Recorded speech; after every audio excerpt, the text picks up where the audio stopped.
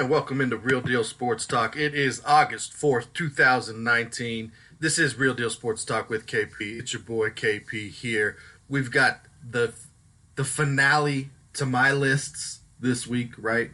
So we've been going through all of the position groups over the past several weeks.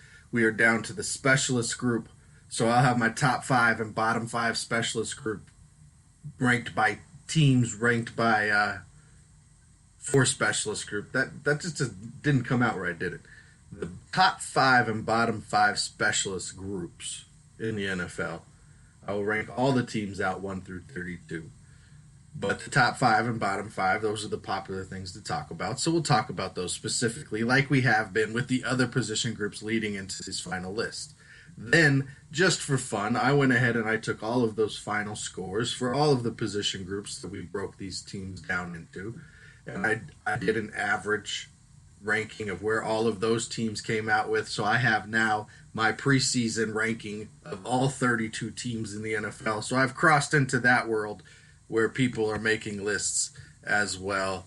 We had the Hall of Fame game. Football is back. The inductees, some awesome choices of clothing this weekend, and the game was played. So we'll get to that as well. Fantasy football's back. I'll give out the league ID and the league password for anybody who's interested in joining.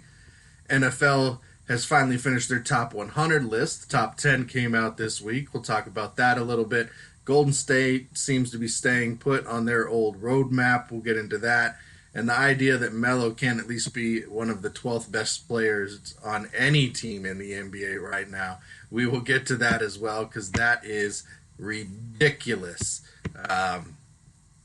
Underrated guy. Don't know why. We'll talk about it a little bit when we get to it. But let's get into a final position groups. We're finally there. It's preseason. The Hall of Fame game has taken place. We're finally getting all of these in before the rest of the preseason takes place, i.e. the preseason rankings for these teams. I'll look back at these at the end of the season and make adjustments. And if there's any big outlandish where I got it so wrong, we'll talk about those. All of you who have listened to these, if you think I have gotten some of these wrong or you would have, scored it some other way or you have your list that you go by, go ahead and get at me, www.realdealsportstalkwithkp.com. There's a link there. You can click on it. Tell me whatever you want to know. Try and get yourself on the show. If you want me to get back at you, leave your email address and I will respond. So here we are. We are into the specialist groups. All of the groups recapping we've already gone through. The defensive line, the linebackers, the secondary, offensive line, receiving core, including tight ends in your receiving core, the running back group, quarterbacks, and now we are into specialists.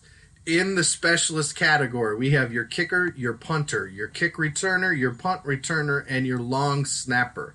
You're ranked out in your division 1 through 4 across those categories. You get an average score in your division. The top scores in each division go into the top group. Second, third, and fourth follow.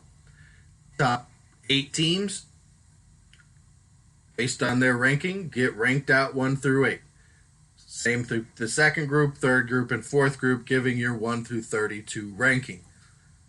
Sure, meaningless way to rank it, but the way I chose to do it this year, it's not based on every statistical category. It's a little bit more opinion-based. It's a little bit more fan-based.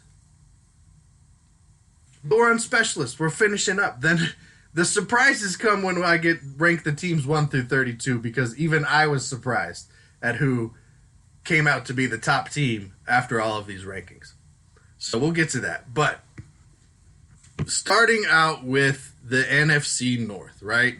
Just like I've done every week, you go north, south, east, west throughout the conferences.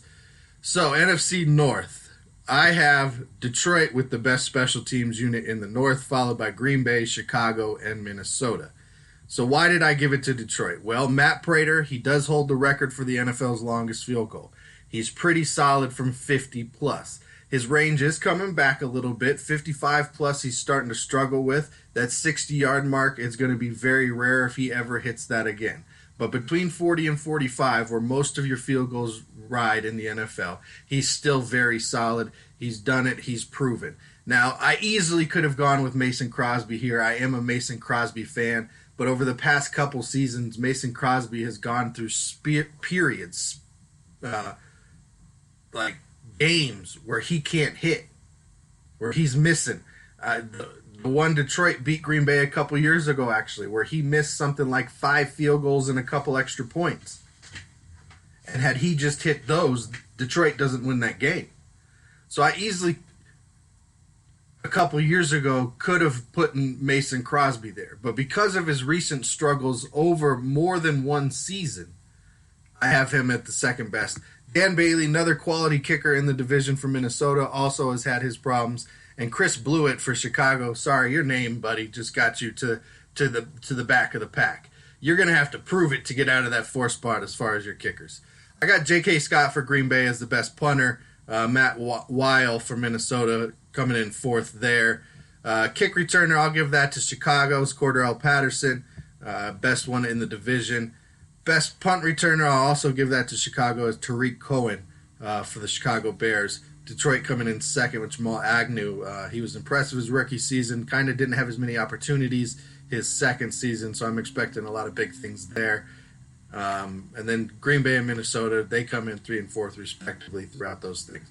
Long snapper, Detroit, Don Mulbach. I'm sorry, he's the best one in the division. He's one of the better ones in the NFL. And I'll take Patrick Scales as the 4th best.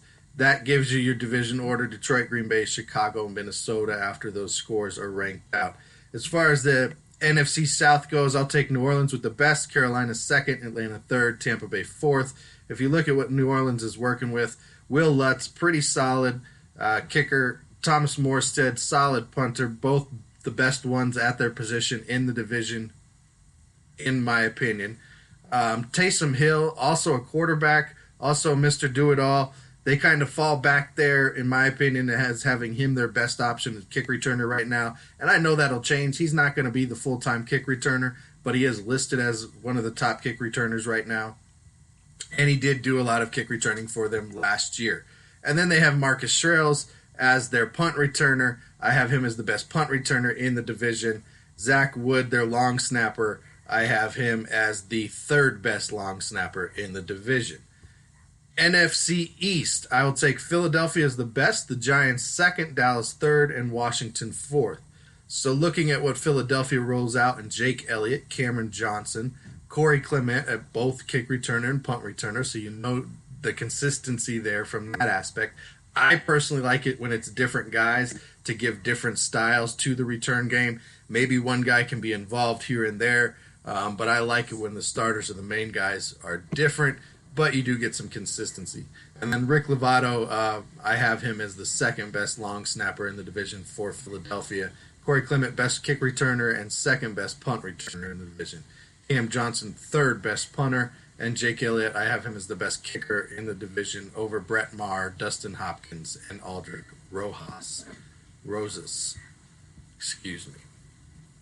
NFC West, before we get to the AFC, I've got Seattle as the best unit in the West, followed by the Rams, the 49ers, and the Cardinals. Seattle rolls out Jason Myers. Okay, I've got him as the 3rd best kicker. Michael Dixon, I have him as the 2nd best punter. Tyler Lockett, I have him as the best return man, punt, or kick in the division. And then they have Tyler Ott. I have him as the 3rd best long snapper in the division. Not of a lot of exciting people really in that division. Robbie Gould, easily the best kicker for San Francisco. Greg Zuerlein right there behind him, in my opinion. Johnny Hecker, best punter in the division, goes to L.A. Now on the AFC side, AFC North, South, East, West in that order, I'll take Baltimore's squad as the best special teams unit in the division, followed by Pittsburgh, Cleveland, and Cincinnati. Baltimore pretty much gets the nod because of their kicker, Justin Tucker, and then Sam Koch, both near the top, if not the best in the division. Britton Colquitt, best punter in the division, in my opinion, for Cleveland. Ryan Schweitzer, he's going to be your best kick returner, and Cyrus Jones, your best punt returner for Baltimore. Ryan Schweitzer for Pittsburgh. On AFC South, I'll give it Tennessee the nod, followed by Jacksonville, Indianapolis, and Houston coming in 4th.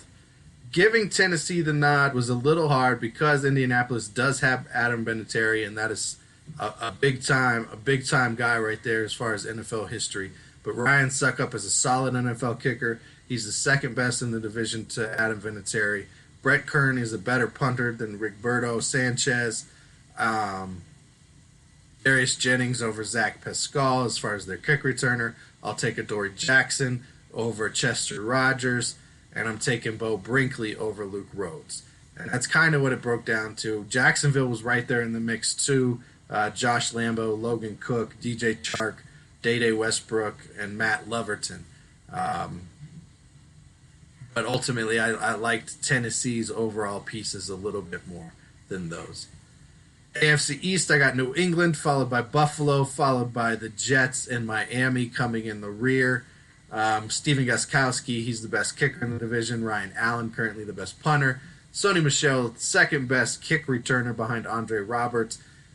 Ty Montgomery, I have him coming in fourth. And then I have Kenyon Drake as the third best returner for Miami in that division. I've got Julian Edelman as the second best punt returner for New England. I've got Andre Roberts, best kick returner. His experience, that's his niche in this game. So Buffalo takes both of those categories.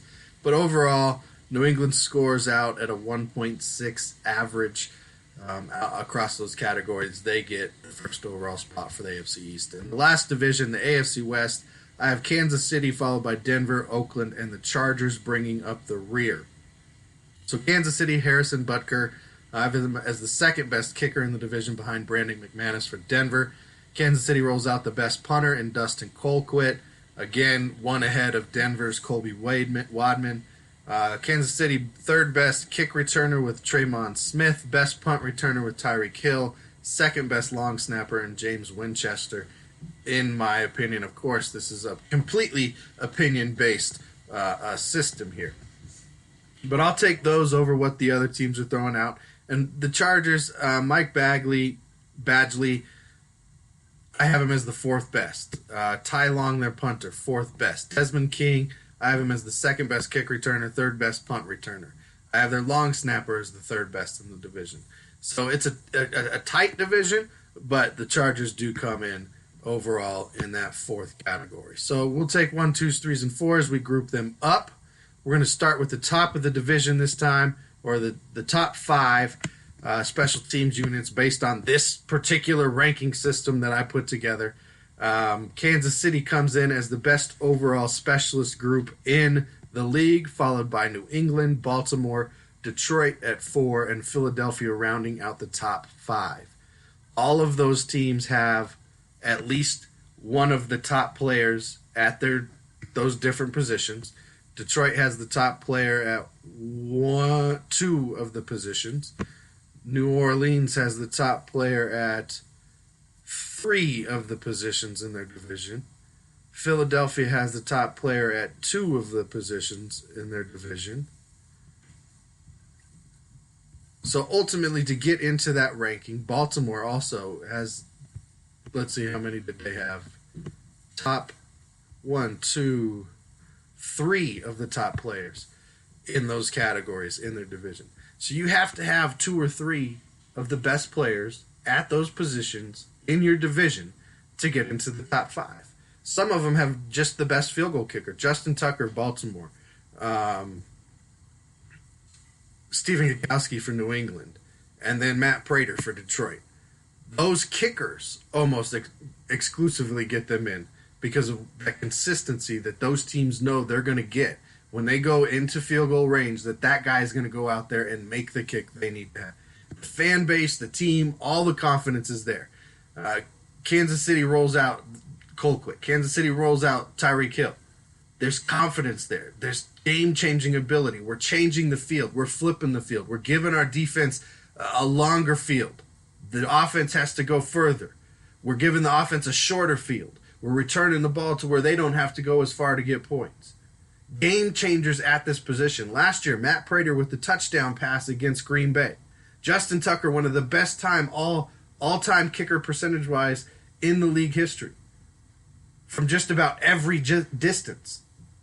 And he's killer from 50+. Gostkowski took over Vinatieri when we all thought, "What are you doing, New England? Getting rid of Adam Vinatieri." So after the top 5, rolling out to round out the top 10, I've got Tennessee, New Orleans, Seattle, Jacksonville, and the Giants making the top 10. Then 11 through 20, I've got Carolina, Buffalo, Green Bay, Pittsburgh, LA Rams, Denver, San Francisco, Cleveland, Chicago, and Oakland coming in at 20. 21 through 25, Atlanta, the Jets, Dallas, Indianapolis, Arizona. Miami, Minnesota are the last 2 teams before we get to the bottom 5 specialist groups in the NFL. In my ranking system, opinion-based, based on how I rank out the players in those groups, what I think of their value, what I think they add to the team, if they're playmakers, are they game changers? So bottom 5, at 28, I have the Chargers. At 29, the Tampa Bay Buccaneers. 30, Washington. 31, Houston. And 32, Cincinnati. And if you go through my rankings and you look at where these bottom 5 teams are, they either don't have a single player at the one position, or they're ranking every position out between 2 and 4, which I guess is the same thing, but they could have one player at that one position and the rest of them be low. Cincinnati, their best specialist, in my opinion, is their long snapper. I've got them ranked low at everything. They came in 32. Houston, they used to have a lot of specialists that everybody liked, but now they've had some turnover there. Kaimi Fairbairn, he's the 4th best kicker in the division. Trevor Daniel, 4th best punter in the division. DeAndre Carter, 3rd best kick returner. DeAndre Carter, 2nd best punt returner. And John Weeks, the 4th best long snapper in the division. So these teams, the Cincinnatis, the Houstons, the Washingtons, the Tampa Bay, the Chargers, they don't have that specialist that anybody's worried about. These are teams that have struggled with their specialists for several seasons in a row now. These are teams that have been looking to solidify those positions as their better players have left. And they're still trying, in my opinion, to find the players that they need at those positions to make it better. Now, moving into, now that the specialists are ranked out, that leads me to my first ever, this is the 4th year of me doing this show, this leads me to my first ever preseason ranking of the teams 1 through 32. Now, I'm going to start with the 32nd team and move my way to the first team because, like I said, I was surprised at who I completely randomly have scored out as the best team in the NFL. I was surprised by a lot of the layout because, honestly, again, coming into it, had I not used this system to rank these teams, there's teams on this list I would not have where they are right now. But because I'm doing it based on this little system that I put together, it's kind of fun. Like, some of these teams surprise me where I have them ranked. Some of them I would have higher. Some of them I would have lower. But I took their final position ranking on all of those position groups that we just went through, ending with the specialists.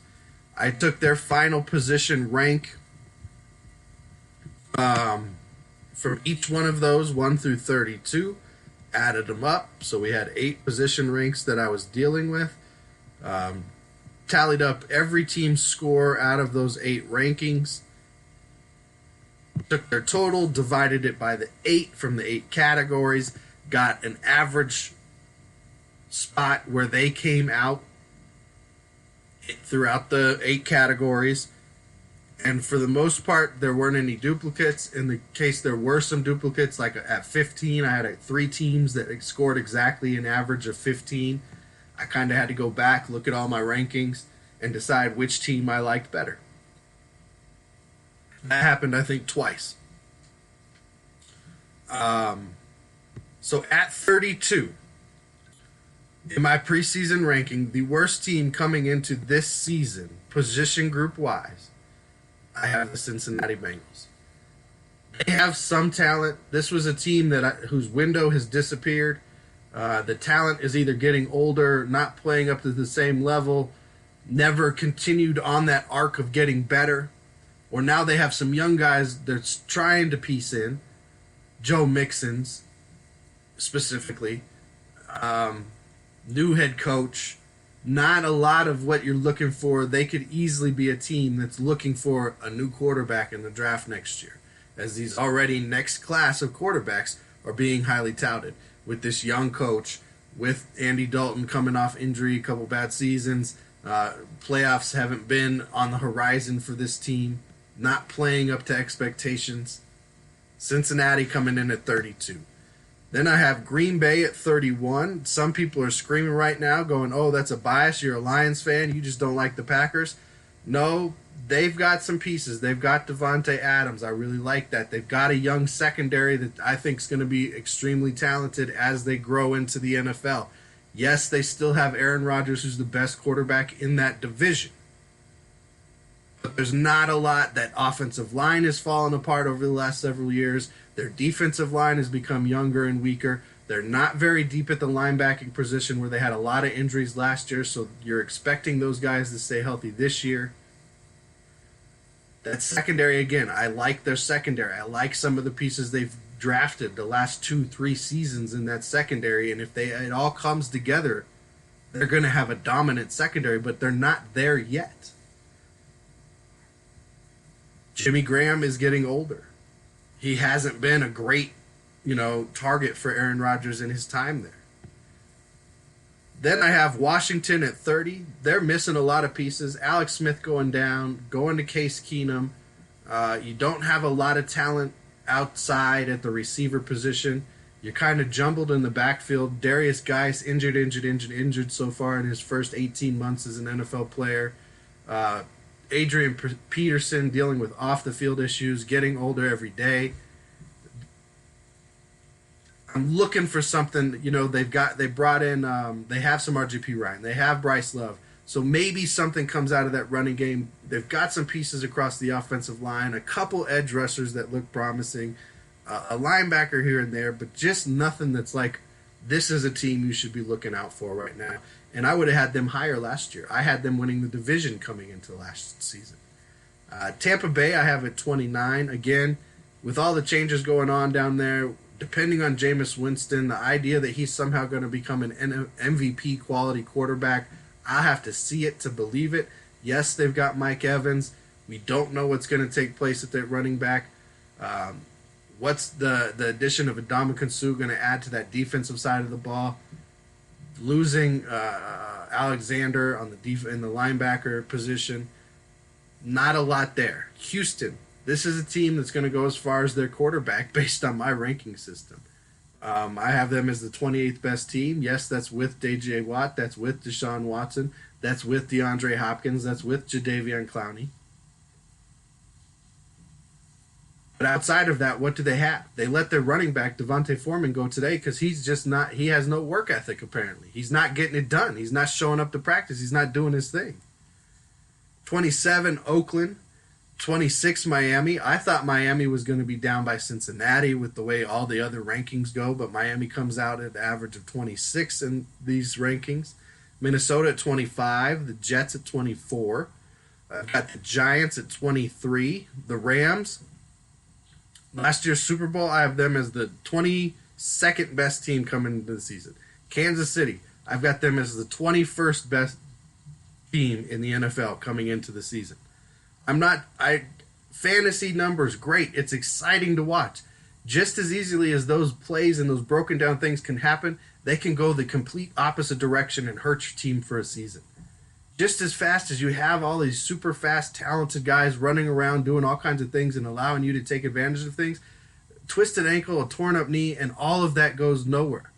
Because now their whole team is built around being able to be fast, being able to get open, run around, and letting Patrick Mahomes dance around and do his thing. Be creative, which is great. It's exciting. It's fun to watch, but ultimately it can and will backfire at some points. They lose a lot on the defensive side of the ball. We'll have to see how this team comes together. I've got them at 21. I've got Carolina at 20, Arizona at 19, Atlanta at 18, San Francisco 17, Tennessee at 16. So that's the bottom half of the league. So the next 15 is all the top half of the league. Indianapolis at 15, Buffalo at 14. That surprises me a lot because I'm not that high on Buffalo's roster. I like their defensive line quite a bit. They're stacked at the aged running back group. Baltimore at 13. That surprises me too. I'm not really that high on Baltimore's team this year, but they come in at 13. Chicago at 12 is another team as a whole I think is going to take a little bit of a step back from last year. I think they'll still be a talented team. I think they're still going to be a very competitive team, a hard team to beat. But I do think they take a step back this year. So them being in the top half of the league kind of surprises me. Then I've got Seattle. I've got Jacksonville, who was horrible last year and showed no competitive spirit at all. I've got Jacksonville at 10. So based on their talent, based on their paper, I still think highly of this team, but I'm going to have to see it. I question Nick Foles the same way I question Joe Flacco. I think they're average quarterbacks in the NFL that got paid a lot of money that are dependent on other things happening. So we'll see how it goes. Jacksonville at 10, a little bit of a surprise. Dallas, they're putting together a nice young team. It's going to be hard to pay all these guys, as we're seeing now with Zeke and Dak, and these contracts coming up, Amari Cooper. You're going to have defensive guys coming up for contract here in the next 3 seasons or so. It's going to be hard for that team to work it out. And then you got your offensive line that you've drafted all high guys as well. So a lot to work out there in Dallas.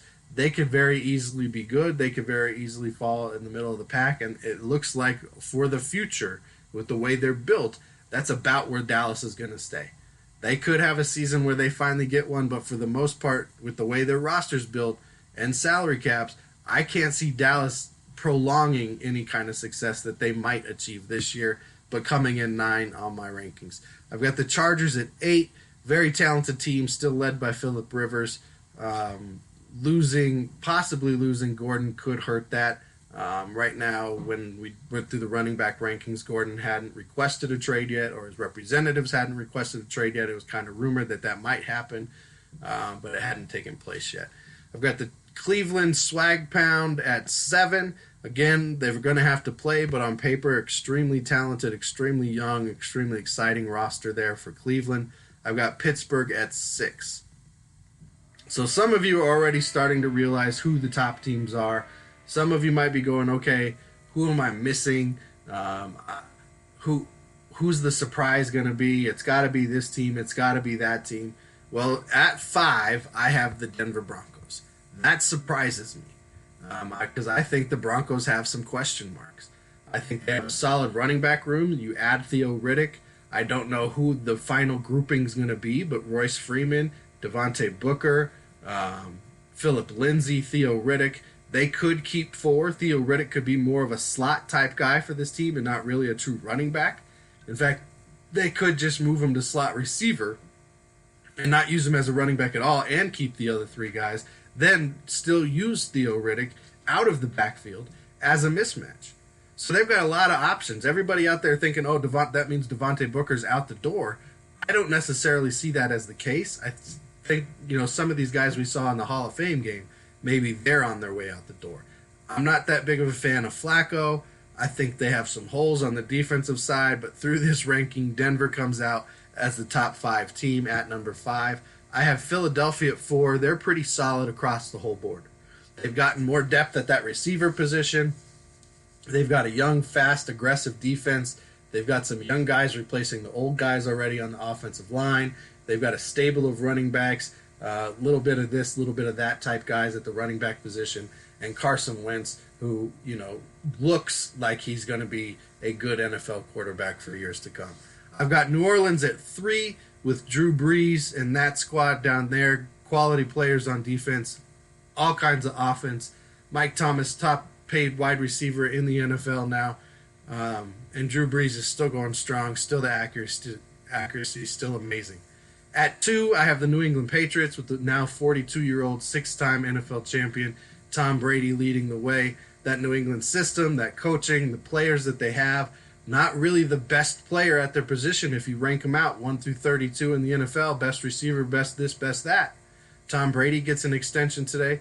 But what you have is a bunch of players that are football players, that are quality, that have bought into a system, that are playing for each other. And when you have that and you can consistently have that, you're going to continually be good, because that is the team aspect. That is something that is lacking in a lot of the game today. New England has figured out a formula that works there. They figured out how to get the guys in there that buy into it, that follow it, or that are willing to then follow the guys that are there to keep it going. It's impressive.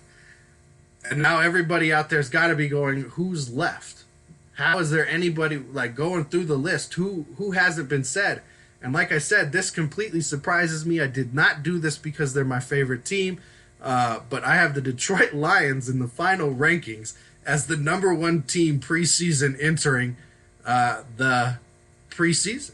Now, had I not used this ranking system, I 100% real talk would not have had the Lions as the best team coming into the preseason. Wouldn't have happened. I don't think they're the number one team coming into the preseason. But based on these rankings, based on how they ranked within their division, giving them their scores, their score ranks out as the best score in the NFL in this ranking system, with an average score of 6.75 across all the categories. So they're the 6.75 best position group across the 8 groups. Completely surprised me. I was laughing to my wife about it. She looked at me like, yeah, right, you did it on purpose. But in no way did I do it on purpose. I tried to be as objective as possible. I did not take Matthew Stafford over as the best quarterback in the division. I didn't say we had the best running backs. We're not. Chicago's got the best linebackers in the NFL. But based on all the rankings, I've got the Detroit Lions as the best team in the NFL. Based on my preseason rankings, that means I have Detroit against New England in the Super Bowl next year. Detroit and New England play Thursday night in their opening preseason game. So that's pretty coincidental, kind of cool, whatever. That's it. My top 5, my lists are done. 1 through 32 preseason ranking, position groups ranked out. At the end of the season, we'll see if I was anywhere close. I doubt it. It was for fun. Next year, I'll probably come up with a completely different system. Maybe use total offense and total defense, or use how many yards or touchdowns or whatever system I come up with next year to decide to rank these teams out. That was my first go around at it. I hope you liked it. It was kind of fun. Now, with that, football is back. I got these in just before the whole rest of the preseason slate. Games 1 through 4 for every other team take place. The Hall of Fame game did happen this past week with Denver beating Atlanta 14-10 on a last-minute touchdown by Winfrey for Denver, the wide receiver, on kind of a juggling catch. It was a good game. A lot of the young players, you could tell they were young. You can see the difference from coming from college into the NFL. You could see them kind of dealing with the excitement on overthrows, and dropped passes, and certain guys playing a lot, certain guys not playing so much, wanting to see more of the veterans, all of those kind of things. But exciting nonetheless. I was super happy that football was back. I watched the entire game. There was a lot of times I was smacking myself in the forehead going, oh my goodness, what kind of play was that? Or why did, the tight end, where he should have been getting a little bit of a rub block before he went out into his route, just kind of tuck his shoulder, miss the guy, and let him completely have free rush. Different things like that throughout the game that you wish you weren't seeing. Guys trying to make plays. It's just fun to see it get back. It's not quite real football yet. You're still doing, let's see what happens if we ran this kind of play in this circumstance with these guys, if they can take it. Could somebody surprise me? But for the most part, the 53-man roster from the coaches, they pretty much know who it is. Somebody's going to have to fall off, or somebody's really going to have to show something for them to start questioning who they feel their top 53 are. There's only the one cut down now. We're 4 weeks out from that, but football's back. The Hall of Fame game has happened, and we had this year's Hall of Fame class induction ceremony. And Ed, you know what? I got to get a shout out to Ed Reed right now. Much respect, sir, for that shirt that you wore. Not wearing the Hall of Fame stuff, but wearing the shirt of the individuals who lost their lives to police brutality, victims of police violence, calling attention to that, using this amazing platform where there were a lot of people paying attention to once again remind us all that we still have work to do and that the problem has not gone away. So respect to that, sir. But this year's class consisted of a lot of quality players. Champ Bailey, Pat Bolin, Gil Brandt, Tony Gonzalez, Ty Law, Kevin Mawe, Ed Reed, and Johnny Robinson. Between the defensive backs, Ed Reed, Johnny Robinson, Ty Law, and Champ Bailey, over 200 interceptions going into the Hall of Fame. Johnny Robinson played, a few decades ago, but was an amazing player for the Kansas City Chiefs at that time, one of the best safeties in the league. Ed Reed, one of the best safeties of all time, in my opinion. There was talk a couple of years ago that Kevin Mawe was going to get stonewalled from the Hall of Fame for years to come, so I'm glad he was able to get in this year. Ty Law, for years, because he was the Patriot, because I hadn't come to respect them for the product that they were putting on the field, I didn't think he was that good, but you look back at what he accomplished. He led to Revis Island. He led to that style of play because they stopped wanting to go at him. He 53 interceptions on his career. Champ Bailey 52, same kind of thing. They stopped going his way, and he still got interceptions. If you win his way, he found ways to come off the ball and get interceptions. Both of those guys, deserving players, changed the way the cornerback position was played. Tony Gonzalez, when he retired, was the best statistical tight end in just about every category, if not every category, and quite possibly is the best tight end to ever play when you throw in all aspects of the game.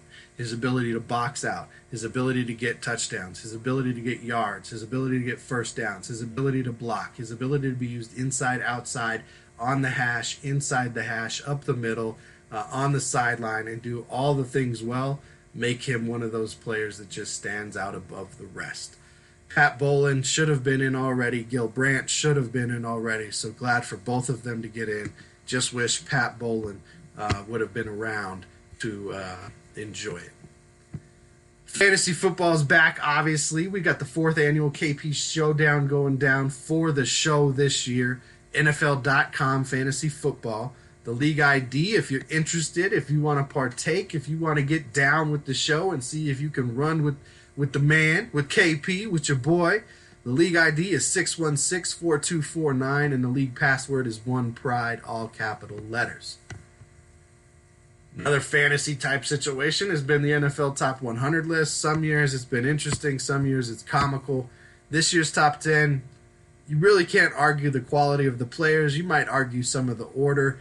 Von Miller, Julio Jones, Aaron Rodgers, Antonio Brown, Tom Brady, Todd Gurley, Patrick Mahomes, Khalil Mack, Drew Brees, and in my opinion, the best player in the NFL at any position, Aaron Donald, number 1. Very deserving, in my opinion, for him to be at that number 1 spot. They finally got that right. It's not always an offensive player because they score touchdowns that are the best players their position. You look at what he did. Constant double teams, inside, playing defensive tackle, 20-plus sacks.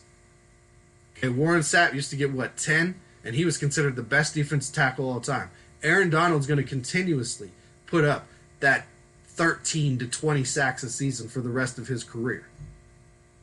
On double teams, on triple teams, beating you with power, beating you with leverage, beating you with speed. Man amongst boys is what it looks like. Golden State once looked like they were man amongst boys with the dynasty they were putting together. They have now decided, with the departure of Kevin Durant, with the departure of some of their bench players over the last several seasons, that they are going to go and they're going to use their original roadmap that got them to the championship in the first place. Golden State has now re-signed Klay Thompson to a mega deal. They have now given an extension to Draymond Green, and Steph Curry is already re-signed. So that's their original core. They are going out to prove everybody wrong, that with those guys they can still win a championship, that with those guys they are still a title contender and the best team in the West. And losing Kevin Durant, losing DeMarcus Cousins, losing Bell, losing Sean Livingston and some of these other guys, and other players that they've lost over the years from that bench is not going to hurt them. But those three with Steve Kerr can get it done.